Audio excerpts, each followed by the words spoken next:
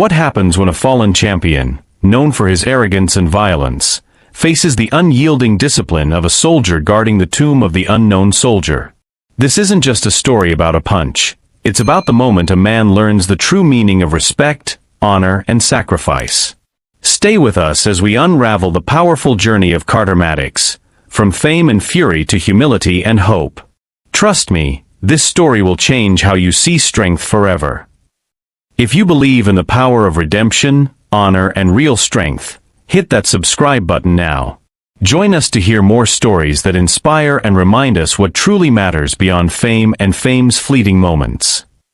You don't scare me, tin soldier. The words sliced through the heavy silence, sharp, arrogant, unforgivable. But they didn't come from a war hero, nor a political figure. They came from Carter Blaze Maddox, once a world champion heavyweight boxer, now nothing more than a viral disgrace living off controversy. Carter stood before the tomb of the unknown soldier, Arlington National Cemetery, behind him like a silent witness to his arrogance. His entourage was there, cameras ready, influencers already drafting captions. His latest stunt, showing up at the sacred site to mock its hype, his words, was supposed to reignite his fading fame. He wore mirrored sunglasses, a $1,000 tracksuit, and that same cocky grin that once made crowds cheer his name. But this wasn't Vegas. This wasn't a fight night. And the man standing in his way wasn't an opponent. He was Private First Class Adrian Morales, a guard of the 3rd U.S. Infantry Regiment, known as the Old Guard. Discipline carved into his bones. No expression. No flinch. The soft warnings had already been given by nearby soldiers. "Sir, step back behind the barrier." Carter didn't care. He wasn't here to listen. Then it happened. A blur of motion. A brutal right hook. The crack of flesh meeting bone echoed like a shot through the cemetery. For a split second, the world seemed to tilt. But Morales didn't stagger. His posture perfect, his weapon steady, his gaze forward. Only one response, delivered with chilling calm. "You are now under military arrest." The cameras caught the punch. They caught the stillness. And they caught Carter's confusion as 2 more ceremonial guards emerged from either side, precise, disciplined, silent, and expertly restrained the former champion. Gasps erupted among the gathered visitors. A woman whispered, "Did he just?" Another covered her child's eyes. Then, footsteps. Out from the assembled crowd walked an elderly man, posture straight despite his years. Rows of ribbons and medals on his faded dress uniform. His name tag read, Colonel Everett Briggs. No shouting. No anger. Just quiet authority. "You think strength is about breaking things, son. No one ever taught you that real strength is standing still." Carter blinked. For the first time in years, he had no comeback. Some men are broken by fists. Others are broken by silence. And here, surrounded by tombstones and sacrifice, Carter Maddox felt the weight of something heavier than any title belt he'd ever worn: shame. The breaking point. Carter sat alone in a secured windowless room within the military detachment office on the grounds of Arlington. His designer sunglasses were gone. His once flawless tracksuit looked ridiculous now, loud, cheap, misplaced amid the sober formality of the military world. His hands, once praised for their power, were cuffed in front of him, resting awkwardly on his lap. For a man who had faced world champions, knockout artists, roaring arenas of thousands, it was this silence that undid him. No fans, no screaming trainers in his corner, no flashing cameras.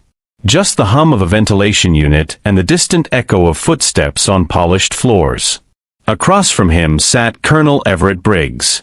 His military ribbons caught the dim light like small, silent witnesses of a life Carter couldn't even imagine. "You embarrassed yourself," the colonel finally said, not with cruelty, but as one might speak to a misguided child. "But that's the smallest part of what you did. You embarrassed them." He slid a black and white photograph across the table. Carter looked down. The image showed 3 men in uniform. Private First Class Adrian Morales stood between his father, a retired Marine, and his grandfather, who wore a Korea-era army dress cap. 3 generations, Briggs said softly. That young man stood there knowing he was carrying their weight, their sacrifice, and every soldier buried behind that wall. And you struck him. For what? Followers? Retweets? A headline? Carter's throat was dry. The words wouldn't come. Colonel Briggs leaned forward, voice like gravel under heavy boots. That boy you hit, Morales? 2 torn ligaments in training. Didn't stop. You know why? Because guarding that tomb isn't just a job. It's a vow. Rain, snow, hurricanes, they don't stop. Not for anything. For the first time, Carter felt his strength leave him. And not in his arms, but deep inside, in the hollow where pride used to sit. Why did you really come here, Maddox? Briggs asked, leaning back. Carter swallowed hard. I thought it would go viral. I thought it would make me matter again. Briggs let that sit in the air like smoke after a battlefield explosion. You don't become a man by swinging your fists, the colonel said. You become a man when you're ready to kneel for something greater than yourself. And right there, Carter Maddox broke in half. The fighter, the champion, the internet provocateur, all gone. Only the boy remained. Can I apologize? To him. To Morales, he finally whispered. Briggs stood slowly, as if measuring the weight of the moment. You can. But it's not for the cameras this time. No sponsors. No trending hashtags. Just a man fixing what he broke.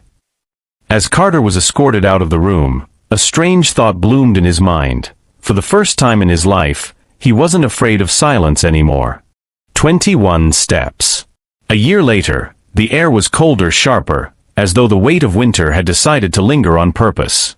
The tomb of the unknown soldier stood as immovable as ever, guarded by that timeless ritual. 21 steps forward, turn, 21 seconds pause, 21 steps back. A living monument of discipline and memory.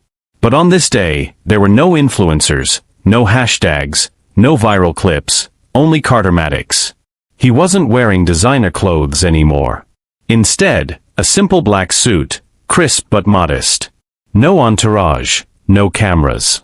Just a man carrying something invisible on his shoulders, something heavier than any championship belt ever forged. From behind the rope, he watched the solemn choreography, step by deliberate step. Each movement, practiced 1,000 times, felt like a silent lesson. Precision. Sacrifice. Honor. The crowd gathered that day didn't recognize him, and for once, Carter liked it that way. This wasn't for fame. This was for something else entirely. Standing at his side was a young boy, about 14, lanky, nervous, wearing a t-shirt with the logo of 21 Steps, the non-profit Carter had launched months earlier.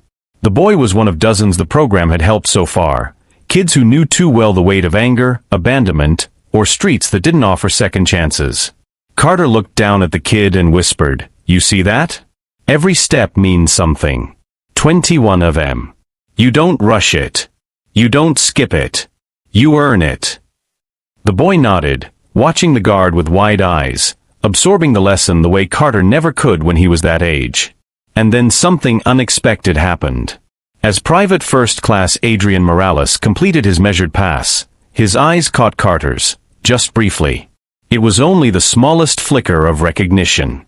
But in that fleeting second, Morales gave the faintest nod.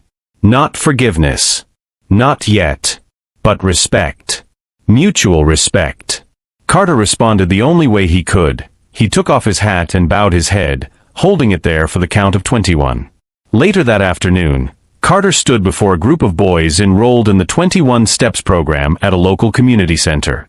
"You know how many fights I've won? Doesn't matter. You know what does? Showing up. Every day. When it's hard. When nobody claps for you. When the world dares you to quit. That's a real fight. And you don't need fists for that one. No cameras. No applause. Just listening. Some strikes teach pain. Others teach respect. And for Carter Maddox, that was the only victory worth chasing anymore. Carter Maddox's journey reminds us that true strength isn't measured by how hard you can hit, but by how deeply you can respect those who came before you, and by the courage it takes to change yourself. From a viral spectacle to a humble mentor, Carter's transformation shows that even the loudest voices can find peace in silence, and that honor is a lesson worth fighting for every single day. His organization 21 Steps now guides young people to find their own path, proving that some punches teach pain, but others teach respect. What will you choose to learn? If Carter's story moved you, don't forget to subscribe and ring the bell to never miss a story that challenges, uplifts, and transforms. Share this video with someone who needs to hear that true strength comes from respect, not rage. Thanks for watching, and welcome to a community that values honor above all.